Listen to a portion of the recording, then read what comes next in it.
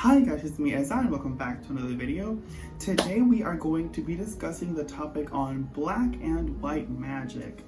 And before we actually begin, I would like to give you a disclosure by saying that this video is mainly based on my opinions and also my current knowledge on the subject, so in the future it may most likely change. I also want to say that the reason behind me making this video is mainly because I've noticed that when you search throughout YouTube, there really isn't a video that pretty much like educates you in a way that will not leave you having more questions than you already had in the beginning. And although that's not bad, you would hope, to find more answers than actually having more questions about the topic. So I am making this video in the hopes that you may have those answers.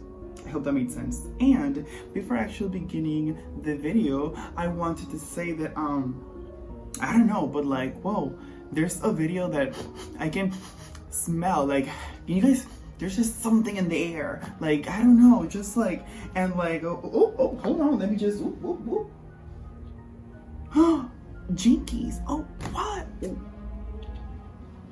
Oh my gosh, hi, like, oh my god. So basically, your girl got classes.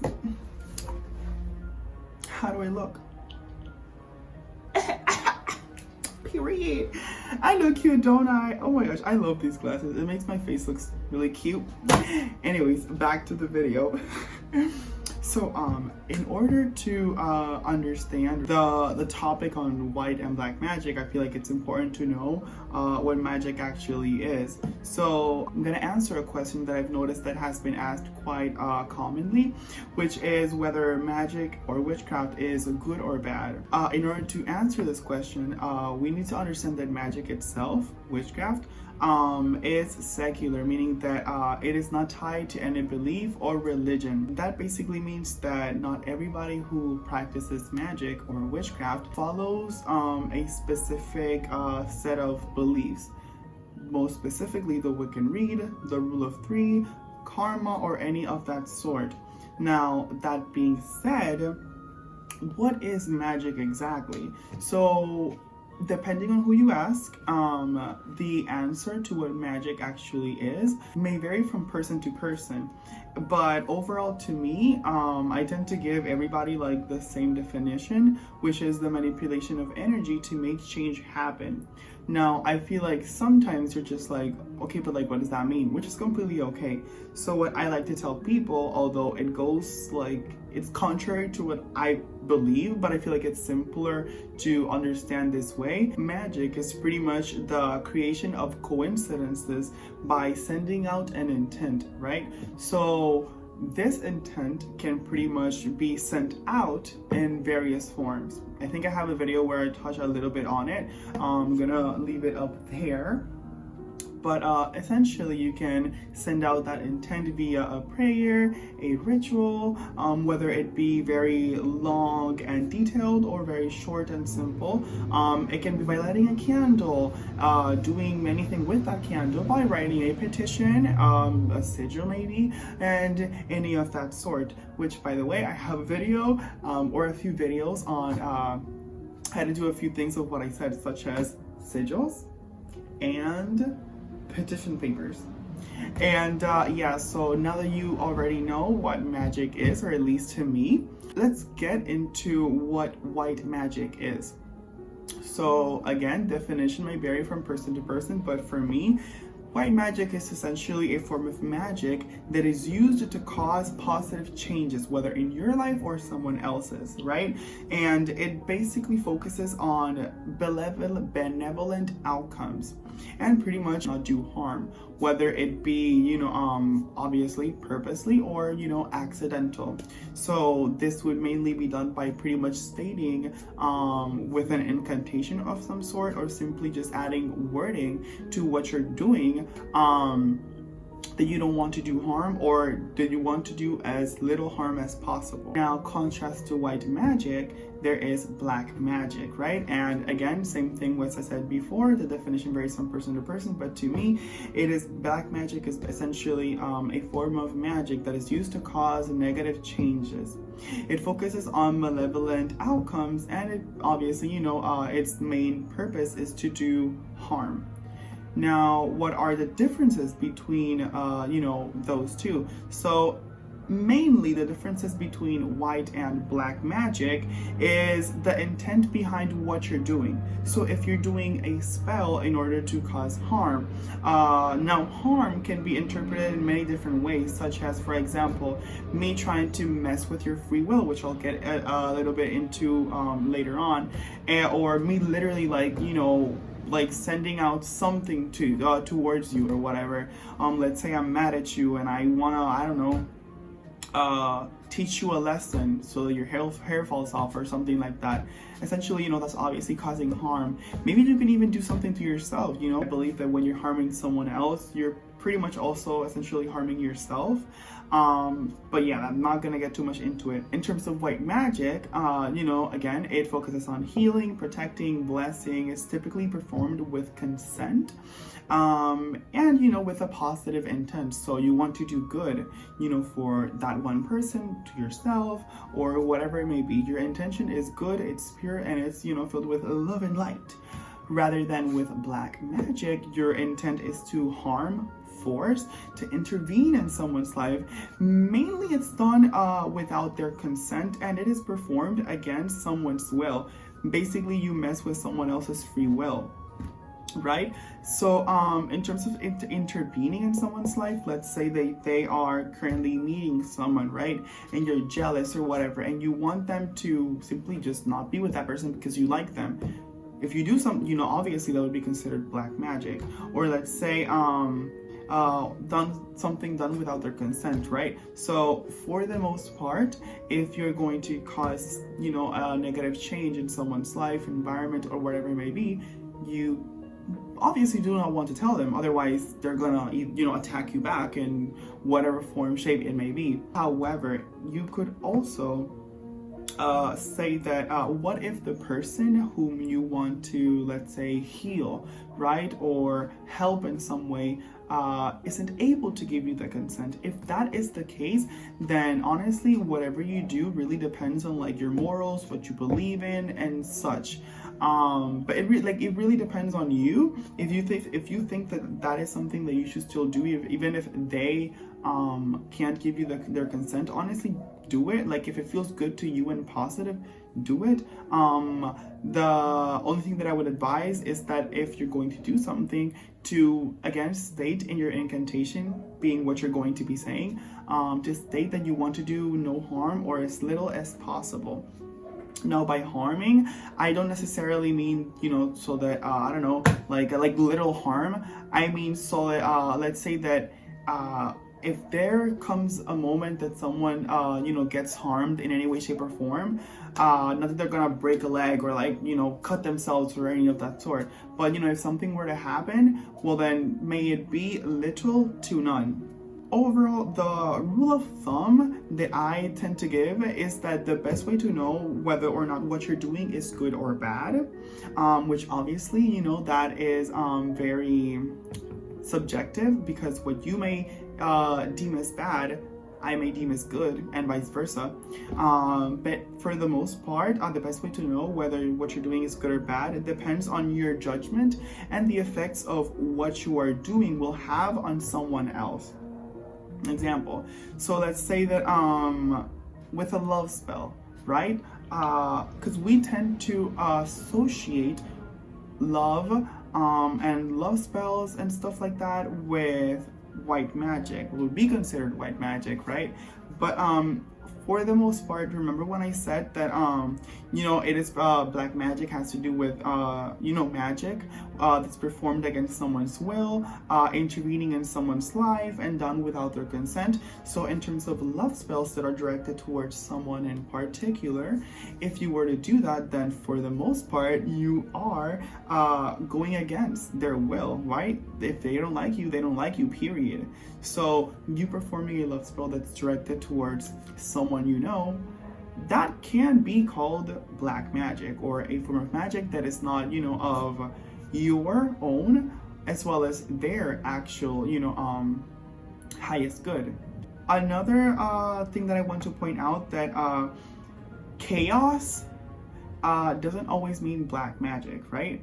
And that is because, so for example, if you were to cause a releasing spell, for the most part, if you were performing a releasing spell, releasing a ritual, whatever you want to call it, you can't just release stuff that's been bottled up and assume that it's going to be, you know, very passive, very chill. Like, for the most part, if you are releasing something, or you have crystals and stuff like that that have to do and are associated with releasing energy, for the most part, there is going to be chaos, but it is not because you're causing chaos, negative chaos, to put it in a better sense, but rather because you're releasing everything that has been built up, right? And in order for there to be peace, there needs to be chaos. Think of it as the Tower card in the tarot card in the tarot deck. That card has to do with pretty much like chaos and like destruction. So, but like, it's not always as bad as it sounds, or the way that I understand it. I'm not an expert in tarot cards. I'm just gonna put it out there. I barely know what I'm doing. I just follow my intuition and I read books, and if it makes sense, it makes sense. But the Tower card pretty much has to do with, like I said, you know, destruction, chaos, like basically that, you know, like things are falling apart. But once everything's like already destroyed, or, you know, like non-existent, I guess you could say, you know, it brings a new slate, right, that you can build up, you know, new and stronger. So in this case, if you're doing a releasing spell, you need to understand that whatever it is that you need to release will come out, right? It may not always be as swiftly as you may hope it did, but for the most part, it's going to come out. Now, after that comes out, there's going to be peace. So essentially, when doing a spell that has to do with releasing, you can expect there to be chaos, but then understand that after the chaos, for the most part, there will come peace. Now, the last thing that I want to touch on is the debate that is between the two terms white and black magic. And I'm just gonna read it because it's quite a lot, and I didn't really feel in the mood to like organize it in the way that I may be able to explain it to you easier, because not only was I lazy, but I also have stuff to do for college. But yeah, so I wrote, the terms white and black magic are known to bring up a controversy due to its racial connotation. This not only stems from a lot of racial discrimination towards black people, but also because the term black magic was, and still is, used synonymously with African religious or spiritual practices. For the most part, although the use of the terms and its association to race is something that is much older than we assume it actually is, the media has also had a lot of influences when it comes to what it presents to its viewers, and it's quite common that black people are seen as practitioners of the dark arts, contrast to white people who are commonly viewed as practicing the opposite. And although during recent years the term black magic evolved into meaning any form of magic that is used for evil purposes, the effects of its earlier connotation still lingers. An example of this I gave in my Book of Shadows video, How to Make Your Own Witch's Bible, which you can see right up there. Is that when I was younger, well, even till this day, I grew up, you know, loving horror movies and so, and I've noticed that back in the day when I was like really young and I didn't really know anything about witchcraft, I noticed that, you know, Black people, for the most part, are seen as practicing, like I said, the dark arts. In fact, I remember seeing them wearing, you know, very like impressive outfits, such as, for example, let's say they're wearing the all white, right? But although they are wearing white, they tend to sacrifice animals, and then there's like blood on that, right? Or they have a bunch of bones and they're like dancing, and then there's like fire, and then there's like a lot of, you know, killing and like screaming and, you know, horrible stuff.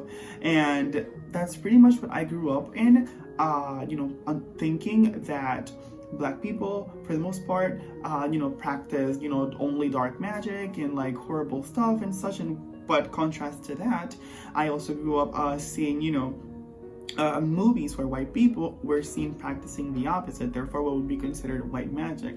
So healing, blessing, you know, protection, them, you know, protecting themselves against something, banishing all that is bad, and so on. So that had a lot to play in, you know, my own view of what Black magic and white magic was during the time. Obviously, I am grown and I understand the topic a lot more, to the point of where I can say that I no longer see it as such, but still. Now, on the other hand, however, others argue that the term does not stem from the Black experience, and the term comes from the fact that the word Black refers to the word darkness, and how what's in the darkness can be frightening and evoke the feeling of unease. It's also said that during the darkness of the night, the spirits are more active. Therefore, that also includes anything within the spirit realm that is considered to be evil. So there's also that, right? Meaning that if you really understand that that's not the case, and you're not saying Black magic and associated with that, and you know, then I guess if you work with that, I mean, I guess you're fine. But for the most part, the use of these terms really depend on the research the person has done and their intention with choosing to say them. So like I said, if you are saying Black magic and you understand that Black magic is not something that Black people are, you know, like only focus on it, or that's the only type of magic that they do, then I guess you could consider yourself fine. I myself, I find myself in a little bit of a conflict, because I don't like to use those terms, but like at the same time, I don't really care anymore, because, you know, I understand that that's not the case. But for the most part, if I do use the terms, I tend to use, for example, for Black magic, malevolent, baneful, or obscure, maybe even evil magic, while with white magic, I would say benevolent or good or positive magic. Although for the most part, I really don't use the terminology as much, because I just don't really care whether what I'm doing is good or bad, because if it's good, I'm gonna do it. If it's bad, I'm not gonna do it. Like, I don't worry at this point, I don't worry whether or not which is which, because I know better now, you know what I mean? So if it doesn't feel good, I won't do it. If it does, I will. If I'm angry, I'm not gonna do it, because I know that I will have a bad intention for the most part. You know, you're angry, you wanna do something. No, take a step back, breathe in, continue on. Don't do anything when you're mad or, you know, upset.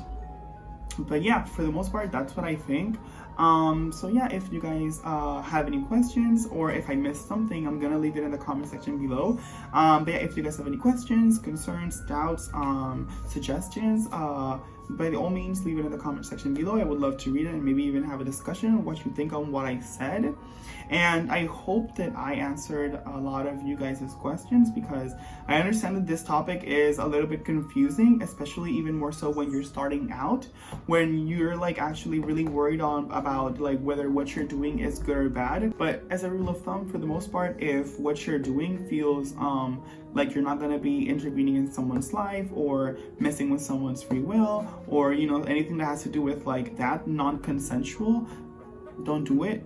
If it's the opposite and you feel like it's not going to cause harm, and what you're going to be saying in the incantation states that no harm will be done, then I think you should be fine. But yeah, by all means, keep doing your research. You're doing good, and I shall see you guys later. But before the outro, If you guys like the video, be sure to leave a like, comment, share, and subscribe, and I'll see you guys later. Made me feel so much better.